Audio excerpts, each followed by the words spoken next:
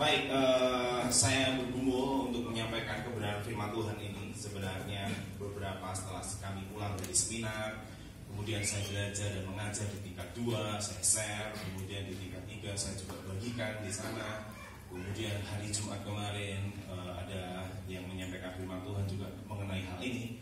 Dan itu kemudian saya terus menggumuli dan belajar dan mengingatkan kembali. Satu hal yang pernah saya ingat dalam khotbah-khotbah dari siapapun yang pernah khotbah di sini, bahwa kebenaran yang terus diulang itu akan membuat kita diingatkan terus. Gitu. Saya ingat ilustrasi ketika kenapa harus diulang itu ketika seseorang itu harus menancapkan paku itu, dia nggak mukul sekali aja langsung nancep ya, kecuali kalau itu orang khusus ya, orang yang punya keahlian khusus, dia nancapkan paku sekali pukul cek mau langsung itu ada gitu.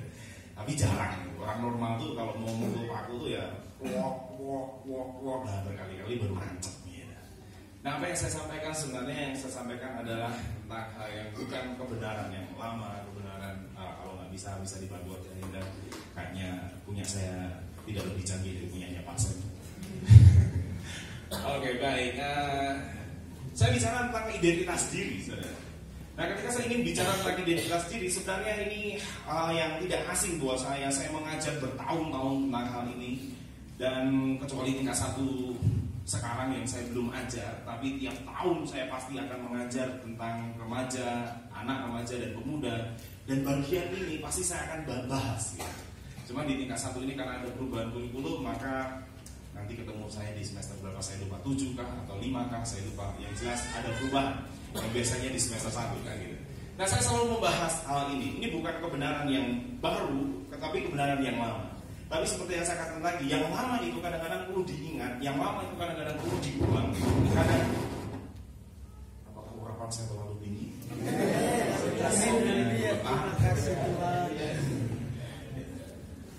Jadi kenapa saya harus memulangnya dalam kehidupan?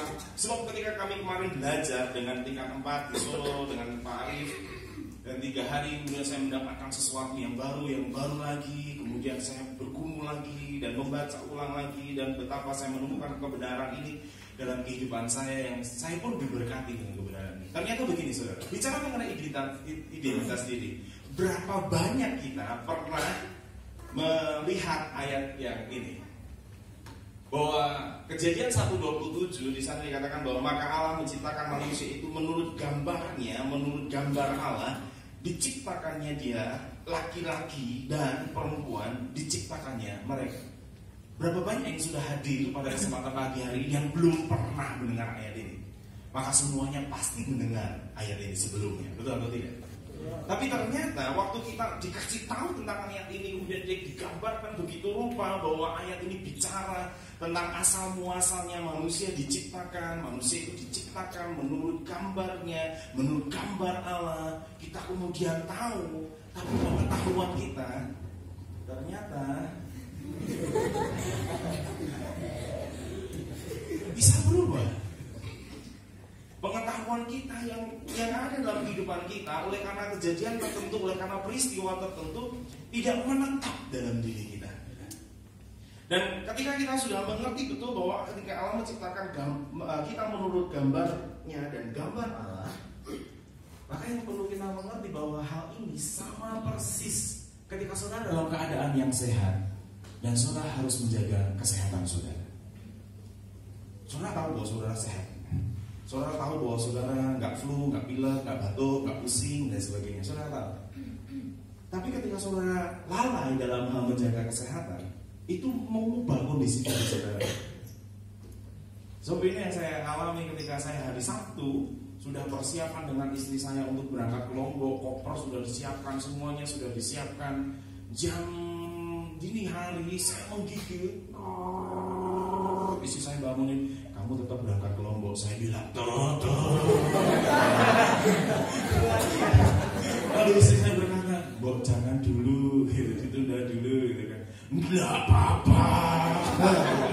Tapi ini badan gemeter sekali, gitu. Karena saya harus berangkat jam 4 pagi karena pesawat jam 6, gitu. Terus kemudian istri saya berkata, sudahlah, nggak usah berangkat. Dengan rela hati saya berkata, saya batalkan. Saya langsung hubungi yang saya mau antarkan lain sebagainya. Kemudian saya menyadari bahwa ketika saya dalam keadaan kondisi fisik yang tidak baik, maka semua yang saya anggap sehat ketika saya 1 minggu menjaga anak saya ngurusin si tingkat 1, siapa itu? Gita, kemudian ada siapa lagi yang masuk rumah sakit, beberapa orang yang datang ke sana, kemudian sementara saya nungguin anak saya, tapi saya juga lihat mahasiswa-mahasiswa yang ada di rumah sakit. Ada Reva di sana juga yang masuk rumah sakit dengan Rahel dan sebagainya, kan? Tapi Reva tidak mondok, kemudian dia pulang, yang mondok kita, gitu kan? Wah, saya merasa sehat. Saya merasa kuat, saya merasa 1 minggu saya lewati dengan baik. Setelah itu KO juga. 3 hari nggak bisa ngapa-ngapain, belum sembuh total. Tiba-tiba Jose, anak saya, langsung kena demam diri dan dia maunya gendongan sama saya, nggak mau dengan istri saya. Makinlah yang mau sembuh itu nggak jadi sembuh. Nah, ini saya maksudkan bahwa sama seperti gambar diri dalam kehidupan kita berapa banyak mendengar tentang bahwa kita diciptakan segambar dengan Allah, bahwa kita diciptakan serupa dengan Dia. Dan saudara diciptakan hal yang sama, tapi ketika pengetahuan itu tidak melekat dalam diri saudara, pengetahuan itu bisa mengubah banyak hal. Gambar diri itu bisa mengubah. Nah, tujuan Allah menciptakan saudara serupa dengan gambarnya, maka saya jelaskan di tingkat 2 dan tingkat 3. Yang pertama bahwa setiap manusia, pertama kali manusia diciptakan Adam dan Hawa, itu sebenarnya menjadi representatifnya Allah di bumi. Kata diciptakan imago Dei, kata diciptakan serupa, segambar dengan Allah, maka saya menjelaskan bahwa manusia itu benar-benar mirip dengan Allah. Hanya manusia bukan Allah. Dia Allah, manusia itu fotokopi, kata dalam bahasa aslinya di sana dikatakan kopiannya. Tapi sudah sama, sudah persis seperti Allah. Sehingga kemudian ketika dia ditempatkan di Taman Eden, ditempatkan di bumi, saya pernah bertanya dan saya pernah memancing pikiran saudara dan kemudian mengganggu pola pikir saudara dengan saya berkata, kenapa manusia harus ditempatkan di bumi? Bukankah ada sekian planet dan miliaran planet yang ada di sana dari sekian galaksi? Kenapa dia pilih bumi yang waktu itu notabene bumi itu tempat pembuangan iblis? Kamu harus tahu itu. Kenapa nggak diciptakan kita di Jupiter gitu, yang dikelilingi batu-batu, yang kita lihat, kita main lempar-lemparan batu, batunya keliling. Kenapa kita nggak ditempatkan di sana? Atau mungkin kita ditempatkan di Neptunus, atau mungkin tempat yang paling jauh Pluto, yang kadang diakui, kadang nggak diakui, gitu kan? Kelihatan diakui lagi, gitu kan? Pluto ada lagi, hilang lagi nggak diakui lagi, gitu. Kenapa kita nggak ditempatkan di sana? Tapi kenapa Tuhan menempatkan saya dan saudara di bumi? Dan ternyata Allah punya tujuan, sekalipun iblis dibuang dengan jumlah 1/3 dari bagian tak terhingga, tapi Tuhan menempatkan manusia di situ. Karena manusia hendak menjadi representatifnya Allah di bumi. Dengan kata lain, saudara ini adalah Allah-Allah dalam tanda kutip yang kemudian ditempatkan di bumi sebenarnya. Itu tujuannya sebenarnya awal ketika manusia diciptakan. Yang kedua bahwa ketika Allah menciptakan, ada satu mandat budaya yang tercatat dalam Kejadian 1 ayat yang 26. Berfirmanlah Allah, baiklah kita menjadikan manusia menurut gambar dan rupa kita, Stelum dan Demit, supaya mereka berkuasa atas ikan-ikan di laut dan burung-burung di udara dan atas ternak dan atas seluruh bumi dan atas segala binatang yang merayap di bumi. Dengan kata lain, ketika manusia diciptakan menurut gambar Allah, dia tidak melakukan mandat budaya karena manusia menjadi manusia yang memiliki satu kuasa yang hebat. Manusia itu menjadi manusia yang luar biasa. Ketika gambar Allah itu ada dalam dirinya, karena memang dia adalah seperti Allah, hanya manusia bukan Allah, maka manusia itu akan berkuasa atas segala ciptaan. Itulah kemudian ketika saya dijelaskan tentang mandat budaya, manusia itu berkembang dengan pola pikirannya, karena memang pola pikirannya dan sebagainya itu memang dari Allah. Dan memang kita seperti Allah, sehingga dunia yang maju sedemikian rupa ini memang sejak awal kita diciptakan sama seperti Allah. Hanya ketika manusia itu baru menemukan sesuatu yang seolah-olah dia kemudian berkata, oh tidak ada yang lain seperti saya, bahkan Allah pun tidak. Bila seorang menciptakan kapal Titanic baru pertama kali menyeberang, maka dia dengan sombongnya berkata, bahwa tidak ada yang bisa menenggelamkan kapal ini, badai sekalipun tidak, bahkan Tuhan pun tidak. Perjalanan perdana kapal itu tenggelam. Betul bahwa kita diciptakan sedemikian rupa, menciptakan banyak hal, terjadi suatu perubahan dalam kehidupan kita. Tapi itu sumbernya sejak awal memang kita diciptakan sama seperti apa. Makanya tidak ada satu unsur kesombongan yang bisa kita lakukan dalam kehidupan kita. Karena Allah memang ciptakan saudara sedemikian sejak awal, dengan tujuan saudara menjadi representatifnya Allah di bumi ini. Karena Tuhan ada di surga, saudara ditempatkan di bumi. Sekalipun kemudian kita tahu kisahnya, Allah kadang-kadang melihat, mengunjungi manusia di bumi dan berkomunikasi dengan hebat dengan manusia itu. Tapi kemudian kita melihat Kejadian pasal 3 ayat yang ke-5, saya menemukan bahwa sebenarnya problem utamanya Eden adalah problem identitas. Apa yang dimaksudkan dengan problem identitas? Sebab disitu dikatakan seperti ini di bagian ayat yang ke-5. Tetapi Allah mengetahui bahwa pada waktu kamu memakannya, matamu akan terbuka dan kamu akan menjadi seperti Allah, tahu tentang yang baik dan yang jahat. Sudah diciptakan seperti Allah, betul. Sudah diciptakan sama persis seperti Allah. Tapi digoda bahwa kamu nanti akan seperti Allah. Loh, apakah ketika Hawa itu sebelum makan dia belum seperti Allah? Sudah. Ini yang kemarin saya bahas di tingkat 3, bahwa kata perempuan yang diciptakan di situ itu mengandung sifat Allah, yaitu menggunakan kata Ezer, penolong. Kemudian ketika ada muncul kata Eliezer tingkat 1,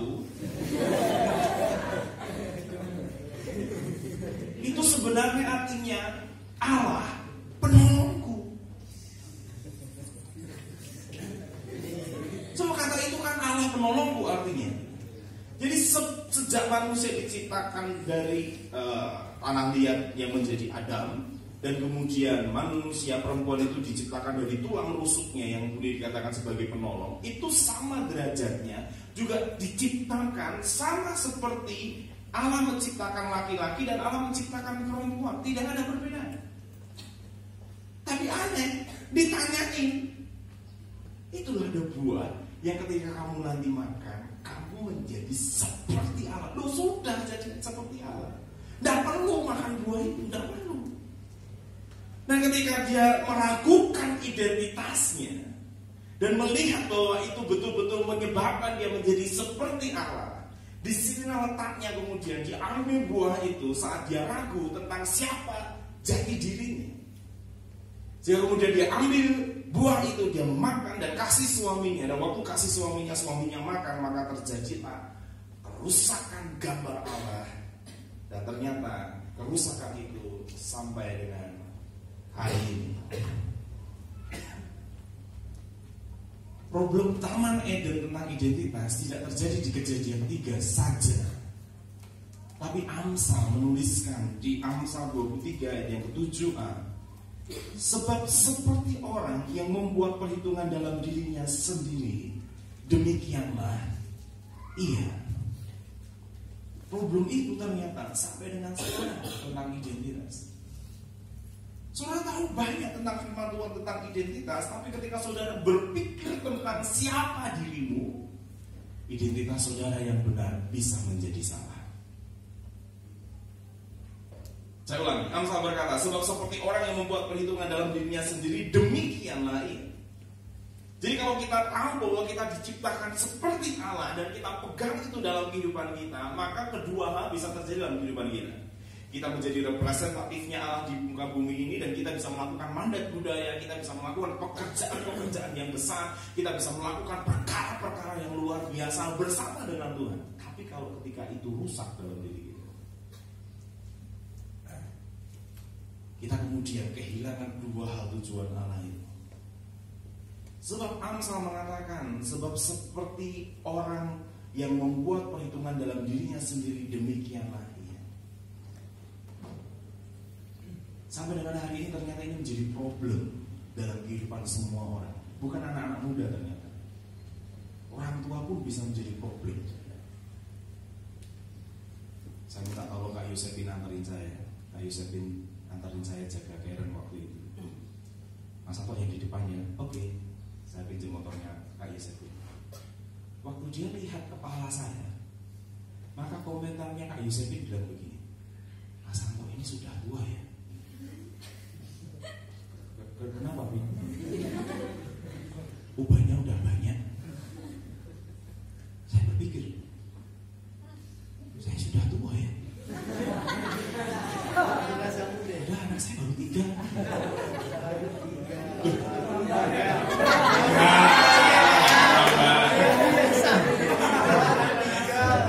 Memang saya dihimbau anak 4 itu baik, tapi sudah tutup pabrik jadi tidak bisa. Loh, saya mengajar ini puluhan tahun.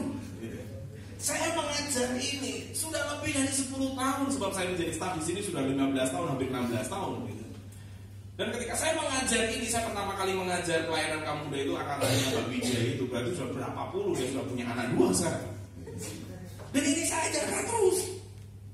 Tapi ketika Mbak Yosepin berkomentar, Mas Anto sudah tua ya, itu mengubah saya. Saya sudah banyak ya ubahnya. Berpikir sejenak, saya sadar betul bahwa saya diciptakan seperti Allah. Ya, saya sadar. Tapi keadaan, informasi dan segala sesuatu bisa mengubah pikiran kita. Jadi problem identitas bukan problemnya anak-anak muda ternyata. Ternyata itu problem semua usia. Dan ketika saya mendengarkan informasi beberapa pengkhotbah handal, pengkhotbah yang luar biasa, dan kemudian memberikan sebuah tafsiran yang luar biasa yang akhirnya keluar dari Alkitab karena saking luar biasanya itu. Kadang-kadang saya berpikir, jangan-jangan mereka ini kehilangan identitasnya. Sebab kalau dia sadar bahwa dia diciptakan seperti Allah, segambar dan serupa dengan Allah, dia adalah representatifnya Allah di bumi. Dan dia adalah orang yang akan melakukan perkara-perkara yang besar bersama dengan Tuhan. Tapi ketika ada penyimpangan, jangan-jangan pengetahuannya tentang imago Dei berubah karena keadaan zaman. Jangan-jangan pengetahuannya tentang gambar dirinya berubah. Dan jujur perubahan itu betul-betul sampai dengan hari ini, percayalah. Cermin itu ditemukan sekitar awal abad kedua atau ketiga, saya lupa informasi yang kemarin saya baca. Cermin gitu. Jadi yang punya cermin waktu itu tidak semuanya punya, hanya kalangan-kalangan khusus, bangsawan-bangsawan gitu. Dan ketika cermin itu akhirnya merebak kemana-mana, cermin itu dibuat menjadi pasangan sebagainya, maka kita akan sadar diri dengan cermin. Dan itu saya buktikan ketika semua orang datang ke rumah saya. Sebab di rumah saya itu bukan rumah saya, rumahnya Pak saya kan yang di rumah saya, itu saya kasih kaca. Saya kasih kaca. Setiap datang gitu, permisi gitu. Ya permisi, ngomongnya sih permisi, tapi sambil ngaca. Ini betul-betulin baju dan rambut. Bu, saya pikir itu cuma problemnya wanita. Oh, ternyata saya salah besar. Pria pun sama. Saya pikir ketika orang datang ke rumah saya, gitu kan, entah itu untuk apa saja, gitu kan. Maka yang saya amati pertama kali ketika dia ketemu cermin yang ada di ruang tamu itu, dia pasti bercermin dulu. Kenapa itu? Kan adanya kan? Karena dia ingin meyakinkan dirinya, kelihatan baik, gitu kan. Kelihatan ya cantik lah, gitu. Kelihatan ganteng lah, gitu. Sehingga saudara sadar diri dengan cermin. Baru kemudian teknologi, saya nggak tahu apakah informasi ini benar, yang menanamkan kamera depan pertama kali itu handphone Apple itu yang menanamkan pertama kali di selfie. baru Android dan lain sebagainya meniru sedemikian rupa. Baru kemudian semua sadar diri dengan yang namanya korban selfie. Cekrek. Dan banyak orang yang meninggal gara-gara selfie. Baca beritanya. Di menara dia selfie, lupa pegangan, wah jatuh. Di gunung, cekrek lupa pegangan, jatuh. Itu bukan 2-3 orang. Sekian banyak orang. Kenapa? Sebenarnya ingin menunjukkan identitas dirinya. Sebenarnya ingin mengembalikan, iki lo aku ya gitu. Sebenarnya ingin menampakkan pada dirinya, ini lo saya kan gitu sebenarnya. Dan dari itu masih problem dari diri kita sampai dengan hari ini. Sehingga memang Amsal ini benar. Sebab seperti orang yang membuat perhitungan dalam dirinya sendiri, demikianlah dia. Jadi problem kita identitas diri. Masalahnya, pada waktu saudara mengajar, berapa banyak kalimat positif yang saudara bangun dibandingkan dengan kalimat negatif yang saudara bangun waktu saudara mengajar? Pernahkah saudara dengan jujur berkata ketika dalam mengajar itu, betul-betul ya, saya ini anak Allah, saya ini ganteng, betul ya? Berapa banyak yang ngomong begitu? Tapi seringkali, ya kenapa timu jawab ini? Aduh, kenapa sih ini mulai agak keriput-keriput? Ya muncul uban lagi di sini.